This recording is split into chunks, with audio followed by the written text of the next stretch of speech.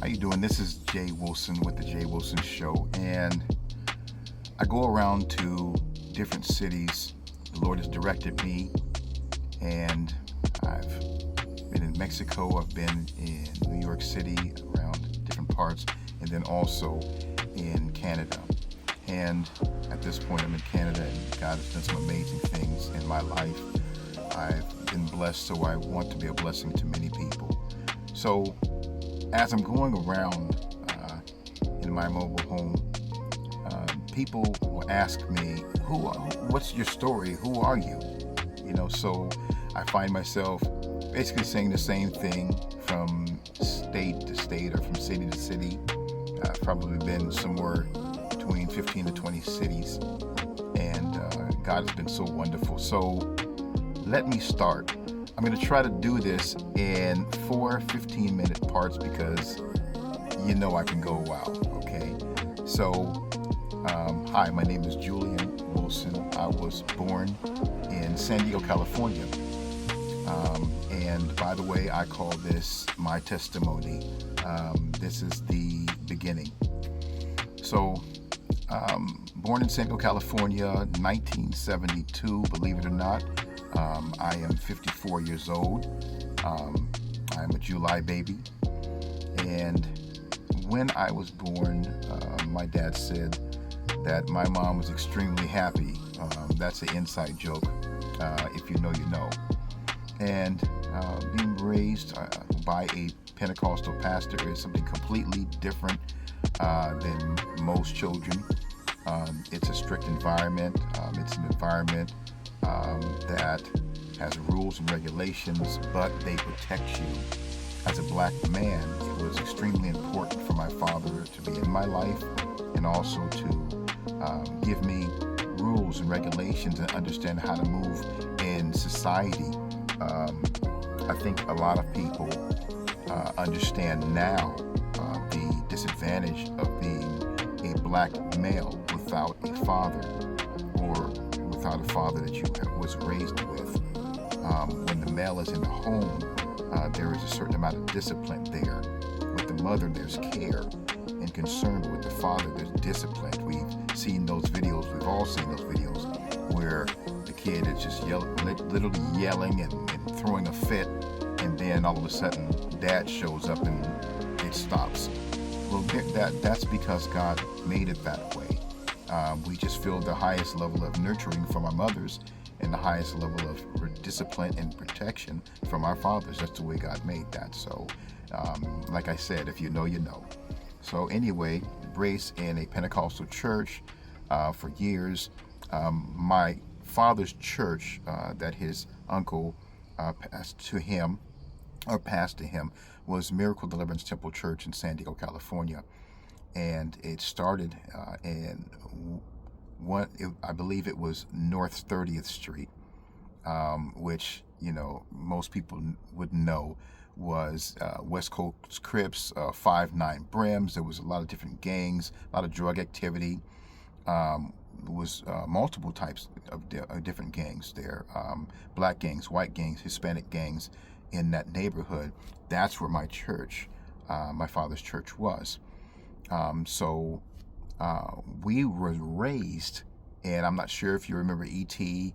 and in the 80s, the planned neighborhoods, but that's what we lived. So we lived in the valley, but the church was in the ghetto. Okay, so I got what I call a Goodman understanding of both sides. My neighbors were white, Asian, and we were the only two black families on the neighborhood or on the block.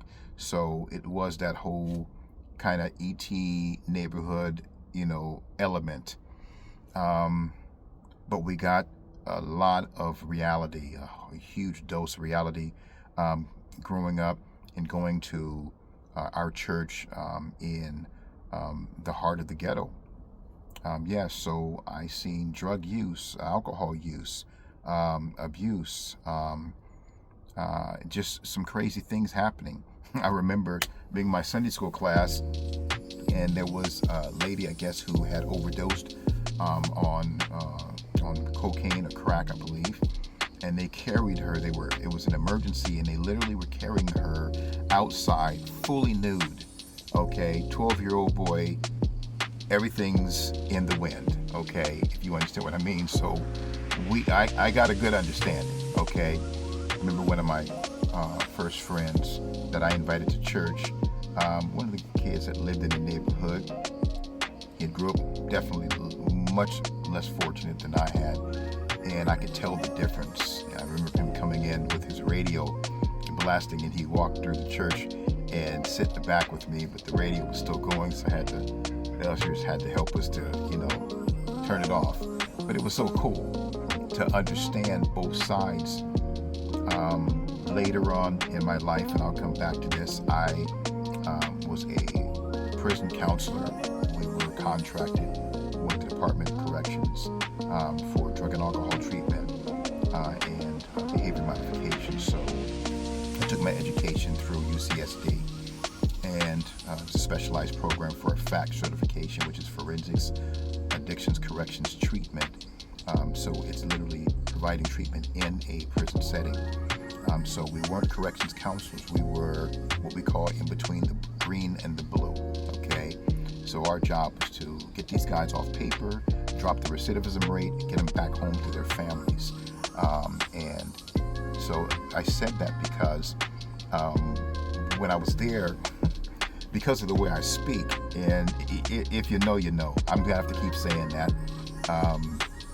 I was raised in a family that my father and my mother had went to college. My grandmother had went to college, which is amazing for African Americans, because this was during the whole issue that they were going through. Remember the 50s and 60s where there was segregation in that area. So to have a grandmother that actually went to college was a powerful thing. She used to work for a Jewish doctor, and they basically became good friends. He gave her her first set of encyclopedias, and you need to understand that before the internet, it was encyclopedias. Okay, it was nothing else. There's no other way of retaining information about the world, geography, history, without encyclopedias. So we had the internet before the internet came out.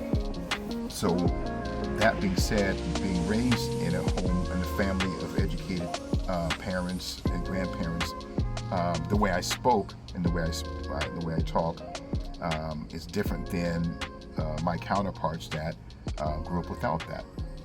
So when I was in prison, working with these guys, here's this black guy coming into a prison, and of course the black guys are going to hit me up, and they're like, and believe it or not, even some of the white guys, used to call me Milk Dud. Now, let me explain what that means.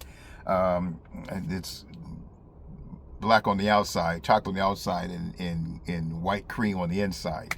So I wanted to take offense because any black guy knows that if you're outside 2 o'clock in the morning, they don't care about how you're talking. Okay, the cops are going to stop you for being DWB.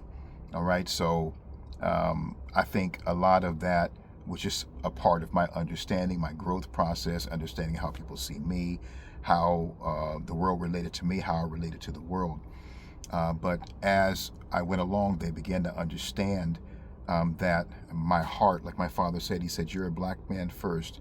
He said, you're a believer, and then you're an American. I didn't understand that until later on, but I think a lot of people are getting it right about now. And so my first loyalty, being to God, and then as what we call a black man, which really has no basis on who we are as far as our ethnicity, but it has a lot to do with a culture that was developed here in America. It was survival. And so the music and the dress style and the walk and different what we called ebonics, but it sounded like a plague, so we came up with another word, thank God. But just the slang that we would use helped identify who we are, almost like Jamaicans with patois, or the Scottish with their type of English in the way that they spoke, so that the English would not understand what they were saying. that became our culture. So the word black became synonymous with people of what they say African descent that had a slave background in America. But we're all brothers and sisters all around the world, all of us who were taken from the west coast of Africa and other areas surrounding on slave ships. So we're all brothers and sisters. We all come from the same blood. Some of us are mixed with Portuguese, some are mixed with Spanish, some are mixed with Scottish or French, like the Acadians. And I love the history. I understand that the English moved the Acadians out, or what we call the Acadians out, and forced them into America. So a lot of them went from their land. They were expelled from their land by the British during the 1700s, during the war, or 1800s, excuse me. And it was a sad situation, but a lot of them went to Louisiana, and when they arrived, there was black African slaves there, of course, or African slaves. I like to use the word melanated now, so we're going to start using that through the rest of this. And so my melanated brothers that were there mixed in with the Acadians, which they call Cajun. So the Acadians and the Cajuns are the same people. The words said, pronounced and spelled two different ways. So those who were there, the Creoles, my family, we were mixed with, it's African and French, or African and Acadian, which would make Creoles and Cajuns. So we have a rich history of food and fellowship and fun and music. And if you've ever been to New Orleans, you're getting an amazing flavor. It's a hybrid culture with a lot of different textures and sounds and moods and vibes, and it's something to be proud about. So I'm proud of our history from Louisiana. I'm proud of our Cajun roots and the people now that I have met here on this side in Canada that are Acadian. Okay, so that's something to speak highly about, because they're a beautiful people. Okay, now let's continue on. I said all of that to say that when I was there in the prison setting, and they didn't understand, they seen a black guy, but they seen they heard the way I spoke. So then they said, well, then this guy, he's not culturally sound. I mean, he's now down with the brotherhood, but they didn't understand that my heart and my heart posture has always been with my people. But I love all people from around the world. That's the way my father raised me. That's the way my God is. But I definitely have a huge amount of respect and cultural awareness of who I am and of my people. And so they'll see that right away. So once they realize my heart and they see exactly who I was and the way I would speak to them and the history that I understood and the heart that was there, they said, oh wow, okay, he's definitely one of us. And I am. Okay, so can a black man love you? Yes. Can a black man love a white man? Love an Asian woman? Love a Mexican child? A French man? A British? Can a black man? Can you receive love from a person who is aware of the fact that they are, culturally a black man, or what they call a foundational black American? Yes, you can. Okay, because we have a lot of love to give. So it's nothing wrong with being. So here's the thing: if the pride in your ethnicity causes you to hate other ethnicities, hate other cultures, hate other people, then that's not a pride. That's something different. That's really a hatred. But when you have a pride in yourself and who you are, the right kind, then you're going to love other people from that position. So I am loving you from the position of a black man. Okay? And so you get to see how that black love feels. And like they say, you feel very protected when you are around a black man, a cultured black man, okay? A cultured, and that doesn't matter how they talk, where they're from. When you have a cultured black man, it's a man who understands the heart that he has and that he can express this love to other people. And I've seen it all over the world. I've seen it in ghettos. I've seen it from California to New York. Just a love and a respect and a heart posture that black men have. And they're very accepting, and they're very kind. Kids feel protected around them, just like a black woman, where you just feel nurtured right away. You know, especially if a black woman says, "Hey, baby, you're gonna be all right." You know you're gonna be all right then. Okay, so when they realized that, now one of the cool things is we started talking, and they were saying, "Well, where you grew up?" I said, "Well, I grew up in Spring Valley." Okay, but I said, "But my dad's church was in the West Coast. It was what we call the Coast." And I would started naming stores, Mullins and Bruno's Market and different. They was like, whoa, wait a minute, whoa, wait a minute, bro, you know where that is? I said, yes, bro, I know where that is. You know what I'm saying? And when I used to rap, you know, we cut one of our first tapes right there with Steve Vicious, you know, right over there in the heart of the ghetto. So, and most people know Steve Vicious, his brother Cricket up in Los Angeles. Did a video with Snoop Dogg. So, you know, there was this cultural connection. And so that right away they started vibing. So they understand we don't just come in light colors or dark colors. We are a rainbow of beautiful colors as African people of African descent, okay? And I understand our history even beyond that, okay? So it's a beautiful thing. It's a tapestry. So our light-skinned brothers and sisters, dark-skinned, melanated, beautiful people all over the world that will give you a hug before they want to give you a slap, that will feed you, that will take care of you and make sure that you feel comfortable. That's who we are. We have servant hearts and we care about people. So that's the real. Now, whatever I see on the news outlets, that might be 1% of the whole population.